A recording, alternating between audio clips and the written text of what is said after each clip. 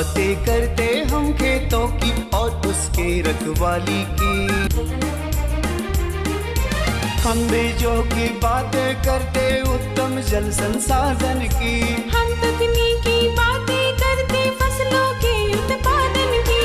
हर किसान का सपना सच हो जीवन सुखद बनाने को। गाँव-गाँव के हर आंगन का प्यारा सा ये दर्शन। कृषि दर्शन, कृषि दर्शन, कृषि दर्शन, कृषि दर्शन, कृषि दर्शन, कृषि दर्शन, कृषि दर्शन, कृषि दर्शन। किसान भाई बहन नमस्कार, जोहार। कृषि दर्शन कार्यक्रम में रोरमन के बहुत बहुत स्वागत है। किसान भाई बहन जैसन के रोरमन के मालूम है, पता है, रोरमन जानीला कि हर हफ्ता हम रोरमन ले नवा बेस जानकारी लेके आविला और रोरमन के में फ़ायदा है नहीं। तो अगर जानकारी चाहिए, जानकारी लेना है तो जानकारी लेवे के आगे चलू हमारे देखा थी कृषि समाचार।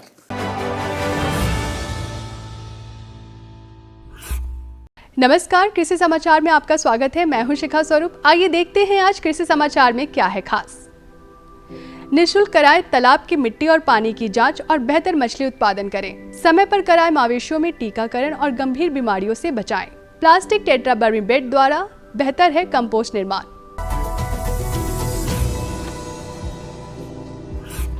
मछली पालन के लिए बरसात का समय बेहतर माना जाता है। मत्स्य पालकों के लिए मछली के बीज तालाब में छोड़ने से पहले तालाबों की मिट्टी, पानी की जांच करा लेना बेहतर होता है। वैसे तो मछुआरों के कल्याणार्थ मत्स्य विभाग झारखंड कई तरह की योजना चलाती है, जिनमें से एक है तालाब की मिट्टी और पानी की निःशुल्क जांच करना।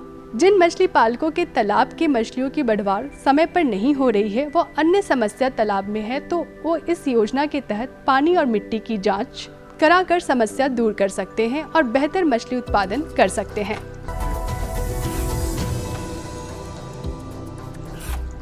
बरसात के मौसम में हमारे पाले हुए मवेशियों में कई प्रकार की बीमारियों की लगने की संभावना रहती है। इस मौसम में मवेशियों में गलघोटू, लंगड़ा बुखार इत्यादि रोग प्रमुख तौर पर लगते हैं। ये रोग लग जाने की स्थिति में इलाज में बहुत कठिनाइयां आती हैं। समय पर इलाज नहीं होने से कभी कभी मवेशी की मौत भी हो जाती है। इसीलिए बेहतर है कि बीमारी लगने से पूर्व मवेशियों को इन रोगों से बचाव कर टीका लगवा दे। यदि किसी पशु के ये रोग लगा है तो उसे दूसरे पशुओं से अलग कर दे। पशु गृह में कीटनाशक दवाओं का छिड़काव करें और तुरंत पशु चिकित्सक से संपर्क करें।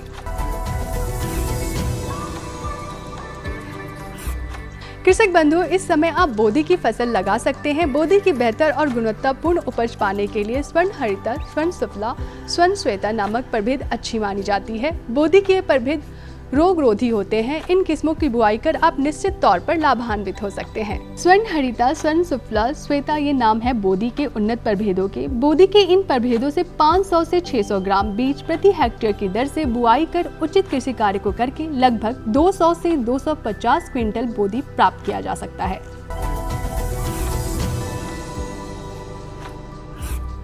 जल की समस्या से आज भी हम जूझ रहे हैं। यह समस्या समय के साथ साथ बढ़ती ही जा रही है, जो कि चिंता का विषय है। कृषि विशेषज्ञ हमारे किसानों को, खासकर सब्जी उत्पादन किसानों को टपक सिंचाई प्रणाली जैसे संसाधनों को अपनाने की सलाह देते हैं, जिससे सिंचाई जल की खपत लगभग आधी होती है और उत्पादन भी अच्छा होता है।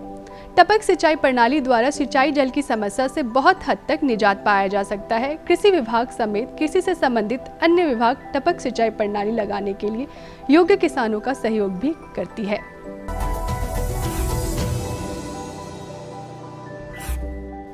जैविक खेती की बढ़ती लोकप्रियता से वर्मी कंपोस्टिंग की मांग बढ़ी है। वर्मी कंपोस्ट ज्यादा उत्पादन आसानी से करने के लिए किसान प्लास्टिक टेट्रा बर्मी बेड की सहायता ले सकते हैं। वर्मी कंपोस्ट निर्माण के लिए आमतौर पर पक्के बेड का निर्माण कराना पड़ता है। साथ ही इसके ऊपर शेड भी बनाना पड़ता है, जिसमें खर्च तो ज्यादा लगता है। साथ ही उस स्थान का उपयोग दूसरे कार्यों के लिए नहीं किया जा सकता।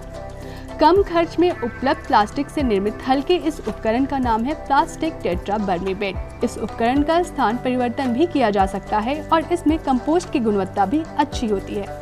कृषि समाचार में आज इतना ही। अगले अंक में फिर मुलाकात होगी कुछ ताजा तरीन खबरों के साथ। तब तक के लिए दीजिए इजाजत। नमस्कार, जोहार।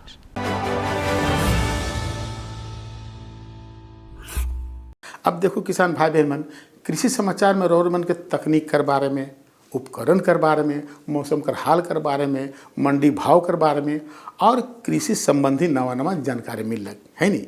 एखन बेरा हो जाए छोटा सा विराम के, हम विराम के बाद घूर के आवा थी और मन के जानकारी देवा थी।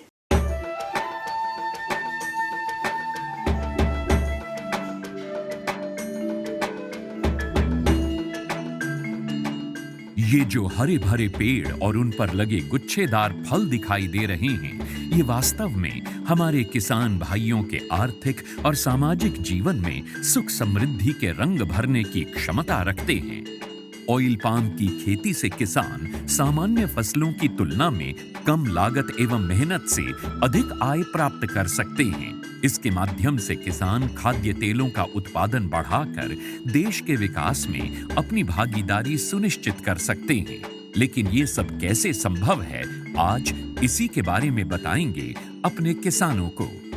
ऑयल पाम एक बहुमुखी तेल है जिसके कई अलग अलग गुण और कार्य हैं जो इसे बेहद उपयोगी और व्यापक रूप से इस्तेमाल किया जाने वाला बनाते हैं। ऑयल पाम के फल से सबसे अधिक तेल प्राप्त होता है। प्रति हेक्टेयर 20 से 25 टन फलों की उपज देने वाले इसके पेड़ परिपक्व होने के बाद लगभग 30 साल तक फल देते रहते हैं। यही नहीं, इन पेड़ों के बीच अंतर्वर्ती फसलें उगाकर किसान दोहरी आय भी प्राप्त कर सकते हैं। इसके अतिरिक्त सरकार की ओर से भी इसकी खेती के लिए काफी सहायता उपलब्ध करवाई जाती है। भारत सरकार की ओर से 2021-22 में खाद्य तेलों पर राष्ट्रीय खाद्य तेल मिशन, तेल palm national mission on edible oils, oil palm NMEO-OP की शुरुआत की गई। इसके अंतर्गत किसानों को ऑयल पाम की पौध सामग्री, अंतर्वर्ती खेती एवं रखरखाव, ड्रिप सिंचाई, डीजल, बिजली, सोलर पंप सेट, बोरवेल, फल कटाई उपकरणों एवं पुराने पौधों की पुनः रोपाई के लिए सब्सिडी प्रदान की जाती है। इस मिशन के अंतर्गत किसानों को 1 से 5 लाख तक की राशि प्रति हेक्टेयर की वित्तीय सहायता उपलब्ध कराई जाती है। सरकार द्वारा ऑयल पाम की पौध सामग्री के लिए 20 से 29 हज़ार रुपये प्रति हेक्टेयर की सहायता मिलती है। इसके अलावा भी सरकार पहले 4 साल तक 42,000 रुपये प्रति हेक्टेयर की सहायता अंतर्वर्ती फसल एवं रखरखाव के लिए भी मुहैया कराती है। इस मिशन के अंतर्गत ड्रिप सिंचाई के लिए 30,000 रुपये प्रति हेक्टेयर की सहायता अतिरिक्त दिया जाता है। साथ ही किसानों के लिए फसल कटाई मशीन और ट्रैक्टर ट्रॉली की खरीद के लिए भी सहायता का प्रावधान है।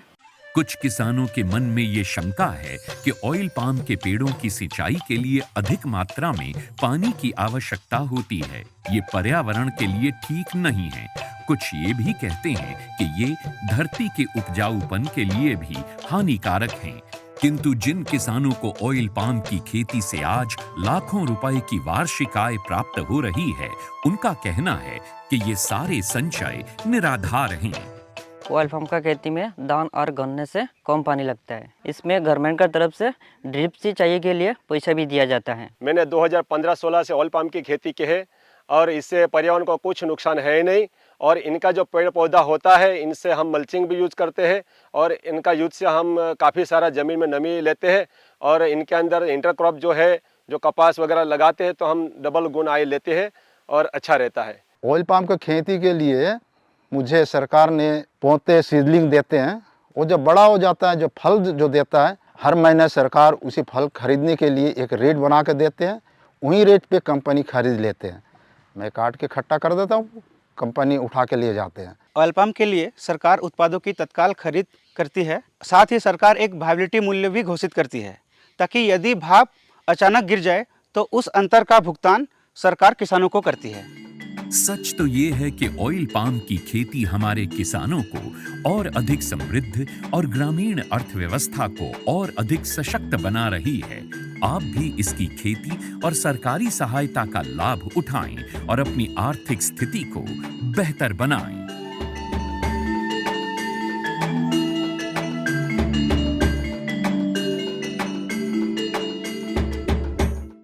तो विराम के बाद रोरमन के बाद फिर से स्वागत है नहीं। अब रोरमन के इंतजार है जानकारी के। हाँ दिवाती भाई, तो आज का जो जानकारी किसान भाई बहन मन, वो जानकारी बहुत सुंदर है कि हर किसान भाई बहन मन के जानना बहुत ज़रूरी है। तो आज का जो जानकारी है कि जाड़े के मौसम में दुधारू पशुओं की देखभाल।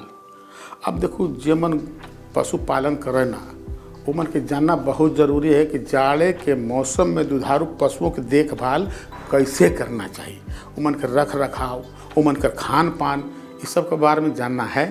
तो चलो रोहमन के फीचर कर माध्यम से एक जानकारी के दिवाई देवा थी। जाड़े के मौसम में दुधारू पशुओं का हाल बेहाल हो जाता है। पशुपालकों को दुधारू पशुओं की देखभाल करने के लिए भारी मशक्कत करनी पड़ती है। अभी जो समय चल रहा है वह पशु के लिए बहुत ही मुश्किल भरा होता है। ऐसे में जानकार बताते हैं कि आपको दुधारू पशुओं की उचित देखभाल करने की जरूरत है, क्योंकि अगर सही देखभाल नहीं हुई तो न केवल नवजात पशुओं की मौत होगी बल्कि अन्य पशुओं की भी जानें जा सकती हैं। जोहार, कृषि दर्शन कार्यक्रम में आप सबों का स्वागत है। कृषि दर्शन एक ऐसा कार्यक्रम है जिसमें कृषि जगत से जुड़ी तमाम जानकारियाँ देते हैं जो आपके लिए काफ़ी लाभदायक साबित हो सकती है। किसान भाइयों बहनों, कार्यक्रम के इस भाग में जाड़े के मौसम में पशुओं का रख रखाव कैसे की जाए, इस बारे में आज जानकारी प्राप्त करेंगे। इस बारे में बताएंगे बिरसा कृषि विश्वविद्यालय रांची के पशु विशेषज्ञ डॉक्टर रविंद्र कुमार। सर, सबसे पहले तो आपका बहुत बहुत स्वागत है। जाड़े के मौसम में पशुओं के रख रखाव के लिए विशेष देखभाल की ज़रूरत होती है और हमारे किसान भाई जो अच्छी तरह से देखभाल नहीं कर पाते हैं उनको भारी नुकसान का सामना करना पड़ता है। देखभाल की यदि बात करें तो 2-3 तरह से हम पशुओं को विशेष देखभाल की तैयारी कर सकते हैं। सर्वप्रथम जो है कि उनकी आवास व्यवस्था, दूसरी आहार व्यवस्था, तीसरा है कि बीमारियों से बचाव के लिए समुचित व्यवस्था। तो सर्वप्रथम जो आवास व्यवस्था है ठंड के मौसम में काफ़ी मायने रखता है कि पशुओं को किस तरह से हम आवास दें कि पशु को अनुकूल वातावरण मिले, और अनुकूल वातावरण जब पशु को मिलता है तो उसकी उत्पादन क्षमता में कभी कमी नहीं आती है और पशु बिल्कुल जो उत्पादन क्षमता होती है वो बरकरार रहती है और किसानों को नुकसान नहीं होता है। तो आवास व्यवस्था में जैसा कि हम लोग जानते हैं कि प्रत्येक पशु में एक नियत तापमान होता है और वो आवास का तापमान, वातावरण का तापमान उसके अनुसार पशुओं को देना होता है। जैसे 18 से 25 डिग्री सेल्सियस के बीच का तापमान पशुओं की ज़रूरत होती है, तो हम लोग कोशिश करते हैं कि आवास के माध्यम से बाहर का वातावरण कितना भी प्रतिकूल हो, कितना भी ठंडा हो, लेकिन हम लोग आवास जो पशु को देते हैं उसमें कोशिश करते हैं कि 18 से 25 डिग्री सेल्सियस का तापमान पशुओं को दें। इसके लिए सर्वप्रथम करना होगा कि जो भी पशुशाला है उसको ठंड के मौसम में देखा जाता है कि सुबह में या शाम में जब ठंडी हवाएं चलती है तो अंदर का भी जो वातावरण होता है आवास का वो ठंडा हो जाता है। तो उस समय उससे बचाव के लिए आपको जो खिड़की दरवाजे को अच्छी तरह से बंद करना होगा और उसके साथ ही साथ जो है कि पशु को अगर बहुत ज़्यादा ठंड है तो शाम के मौसम में या सुबह के मौसम में तो आप बल्ब जला सकते हैं, साथ ही हीटर की व्यवस्था, ब्लोअर की व्यवस्था भी आप कर सकते हैं कि उस पीरियड में उस समय पशुओं को आराम मिले और पशु का आवास जो है वो गर्म हो। दूसरी चीज़ है कि पशु के आवास में ठंडी हवाएं के प्रवेश को तो रोकना ही रोकना है, साथ ही साथ पशु को बिछावन की भी आवश्यकता होती है। तो वैसे पशु खास करके जो छोटे बच्चे होते हैं उसमें आप कोशिश करें कि जो ज़मीन होता है, फर्श होता है, उस पर आप बिछावन यानी कि पुआल दे सकते हैं या जूट का बोरा हो गया वो उसको बिछावन के लिए दे सकते हैं। साथ ही साथ आवास को सूखा रखने की ज़रूरत होती है, गीला ना रखें। आवास यदि गीला होता है तो पशु काफ़ी प्रभावित होते हैं। जानकार कहते हैं कि सर्दियों में पशुओं को ठंड से बचाना अति आवश्यक है। यदि पशुओं को ठंडी हवा व धुंध कोहरा से बचाव का समुचित प्रबंध ना हो तो पशु बीमार पड़ जाते हैं। इसके साथ ही साथ पशु का जो शरीर है उसको भी गीला नहीं रखें किसी तरह से। अगर वो पशु का शरीर गीला होता है तो उसको जल्द से जल्द कोशिश करें कि उसको सूखा रखना है। साथ ही साथ जो है कि छोटे जो बच्चे होते हैं उसमें देखा जाता है कि ठंड के मौसम में वो ज़्यादा प्रभावित होते हैं। तो छोटे बच्चे का आवास को आप अलग रखें और उसमें विशेष सुविधा दें। छोटे बच्चे के आवास में आप कोशिश करें कि हीटर या ब्लोअर जला कर रखें ताकि अंदर का वातावरण गर्म हो और जो छोटे बच्चे को जो ठंड के मौसम में निमोनिया जैसी समस्याएं होती है वो समस्याएं नहीं हो। और इसके साथ जो है कि ठंड के मौसम में आप कोशिश करना है कि आवास को बिल्कुल अच्छी तरह से आप चारों तरफ से बंद रखें और दिन के समय में जब धूप निकलती है उस समय पशु को ज़रूर बाहर निकालें। इससे पशु की इम्यूनिटी सिस्टम बढ़ता है। जब धूप में पशु रहते हैं तो उसमें जो है रोग प्रतिरोधक क्षमता बढ़ती है। और सुबह में और शाम में पशु को अंदर रखें। पशु को चराने के लिए भी आप जब निकालते हैं तो जब अत्यधिक ठंड हो उस समय ना निकालें। धूप के समय जब वातावरण का तापमान थोड़ा गर्म होता है उसी समय पशु को चरने के लिए निकालें और शाम होने से पहले ही पशु को वापस अपने आवास में वापस लाना चाहिए। साथ ही साथ आवास के साथ हम बात करते हैं कि खान पान की व्यवस्था का भी बहुत बड़ा योगदान है ठंड के मौसम का जो दुष्प्रभाव होता है उससे बचाने के लिए। इसमें कोशिश करना चाहिए कि ठंड वैसे ही पशु को ज़्यादा प्रभावित करता है जो पशु कमज़ोर हो जाते हैं और जो पशु को संतुलित आहार नहीं मिलता है, पूरा पोषक तत्व नहीं मिलता है, वैसे पशु ज़्यादा प्रभावित होते हैं, बीमार ज़्यादा होते हैं, मृत्यु दर उस पशु में बढ़ जाती है।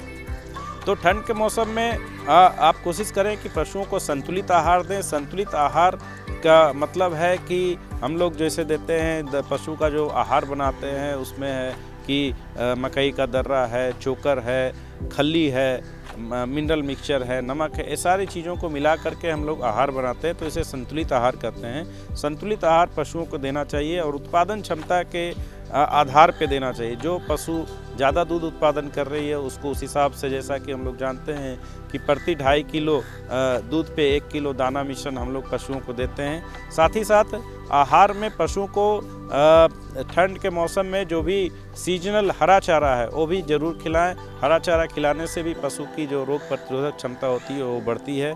और इसके साथ में पशु को जो हम लोग पानी पीने के लिए देते हैं ये भी बड़ा ही महत्वपूर्ण होता है, क्योंकि ठंड के मौसम में देखा जाता है कि पशु पानी अत्यधिक जब ठंडा हो जाती है वैसे ठंडे पानी को अगर पशुओं को पिलाने के लिए देते हैं तो पशु कम पानी पीते हैं और जिसके कारण क्या होता है उसका असर उसके उत्पादन क्षमता पर पड़ता है। तो इस समय जो है कि पशु को हल्का गुनगुना पानी करके देना ज़्यादा अच्छा होता है। ये बिल्कुल ताज़ा पानी आप दें, ज़्यादा दिन तक स्टोर किया हुआ पानी आप पशुओं को पिलाने के लिए नहीं दें। तो इस तरह से हरा चारा, संतुलित आहार और अच्छा पानी जो गुनगुना पानी होता है वैसे पशु को दें। साथ ही साथ ठंड के मौसम में जब ज़्यादा ठंड का मौसम में देखा जाता है कि पशु जब ज़्यादा ठंड से प्रभावित होते हैं तो खाने पीने थोड़ा सा कमी हो जाती है, जिसका दुष्प्रभाव उसकी उत्पादन क्षमता पर पड़ता है। ऐसे में पशुशाला के दरवाजे, खिड़कियां एवं अन्य खुले स्थान पर रात के समय बोरी, त्रिपाल और टाट को टांगना चाहिए, जिससे पशुओं को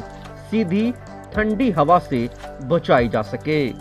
रात के समय पर पशुशाला के फर्श पर पराली या भूसा को बिछाएं, जिससे फर्श से सीधी ठंड पशुओं को ना लगे। इस समय इसके बचने के लिए आप जो है कि पशुओं को ज़्यादा एनर्जी युक्त भोजन देना अच्छा फ़ायदेमंद होता है। इसमें गाय को, गौवंशीय पशु हैं, बकरियां हैं, उसको थोड़ा गुड़ की मात्रा आप अवश्य खाने में मिला करके दें। और ठंड के मौसम में जैसा कि देखते हैं हम लोग भी ठंड के मौसम में गुड़ का सेवन करते हैं, तो गुड़ का सेवन काफ़ी फ़ायदेमंद होता है पशुओं को। तो पशु को आप खाने में गुड़ की मात्रा को ज़रूर मिलाएं। ये एनर्जी जो हम देते हैं गुड़ से जो ताकत आती है, एनर्जी मिलती है पशुओं को। रोग ये जो ठंड के मौसम में जो प्रतिकूल जो वातावरण होता है उससे इसके जो दुष्प्रभाव होता है उससे ये बचाता है। साथ ही साथ जो छोटे बच्चे होते हैं वो मैंने पहले ही बताया था कि ज़्यादा प्रभावित होते हैं, तो उसका विशेष रूप से ठंड के मौसम में ध्यान देना चाहिए। खान पान से संबंधित, पानी पीने से संबंधित भी जो चीज़ें हैं, संतुलित आहार आप छोटे बच्चों को भी दें, क्योंकि ये छोटे बच्चे बहुत ही ज़्यादा ठंड के मौसम में प्रभावित होते हैं। ठंड के मौसम में कुछ बीमारियां भी हैं जिसमें हमारे किसानों को सतर्क रहना चाहिए और इन बीमारियों से सावधान होना चाहिए और इन बीमारियों से ठंड के मौसम से पहले से ही तैयारी करना चाहिए कि पशुओं को वो बीमारियां नहीं हो।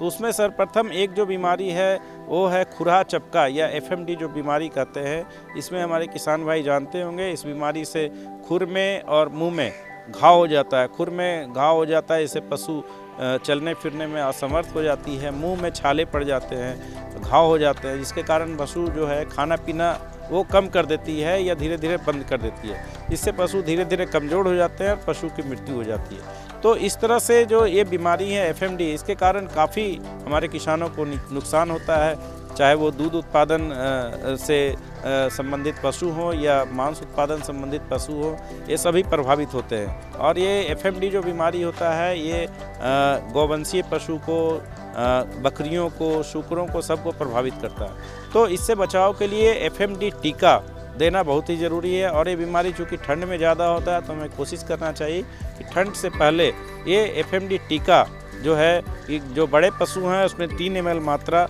चमड़ा में या मांस में दिया जाता है। छोटे पशु हैं 1 से 2 ml उसको दे सकते हैं। अब देखो रौरे मन के तो पता लग गया भाई कि गरु के कैसे रखना है, दुधारू पशु कैसे रखना है नहीं। अब रौरे मन के इंतजार दूसरा जानकारी के, तो दूसरा जानकारी जो है वो जानकारी भी बहुत बेस है। वो जानकारी है कि चना कर वैज्ञानिक खेती। अब देखो चना कर खेती तो रौरे मन खूब बढ़िया से करेला और अच्छा से करेला, एक मुनाफा भी होएला है नहीं। लेकिन ये चना कर खेती जो है इके वैज्ञानिक तरीका से करल जाए तो और मुनाफा होगी है नहीं, फायदा होगी। तो चलो इकर बारे में अगर जानकारी चाहिए तो रौरमन के हमारे के जो विशेषज्ञ साहब हैं उनका से बातचीत करवाए देवा थी, जानकारी के दिवाए देवा थी। जोहार, मैं सचिन कुमार।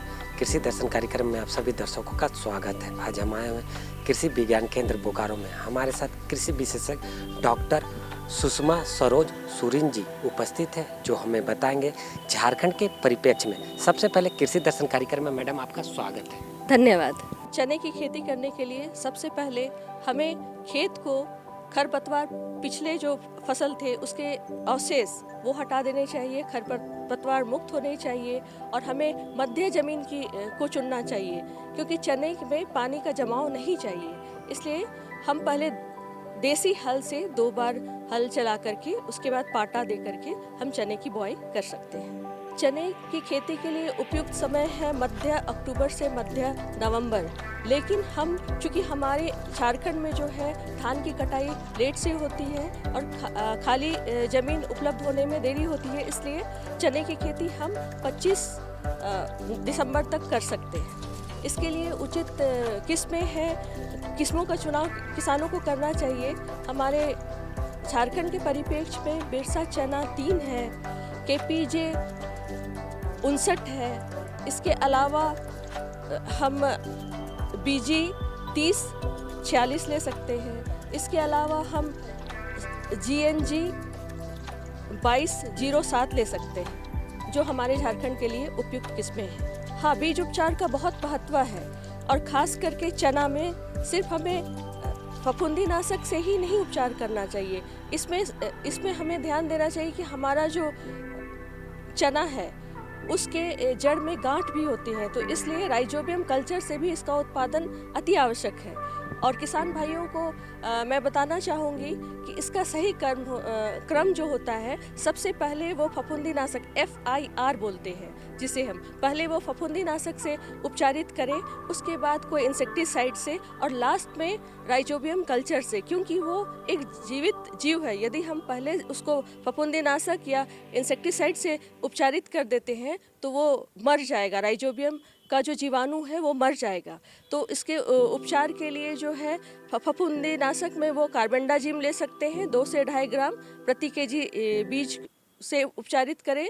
इंसेक्टिसाइड में इमिडाक्लोप्रिड से उपचारित कर सकते हैं। और राइजोबियम कल्चर से उपचारित करना है तो वो चने के लिए विशेष आता है। हर दलहनी फसल को हमें राइजोबियम कल्चर से उपचारित करना चाहिए। चने के लिए अलग है, मटर के लिए अलग है। तो वो इसका जब चुनाव करें तो इस चीज़ का ध्यान रखें कि उसका एक्सपायरी डेट क्या है वो दिया रहता है, क्योंकि वो जीवित जीव है और उसकी एक टाइम पीरियड लाइफ होती है। आपको एक विशेष समय तक उसको यूज़ कर लेना होगा।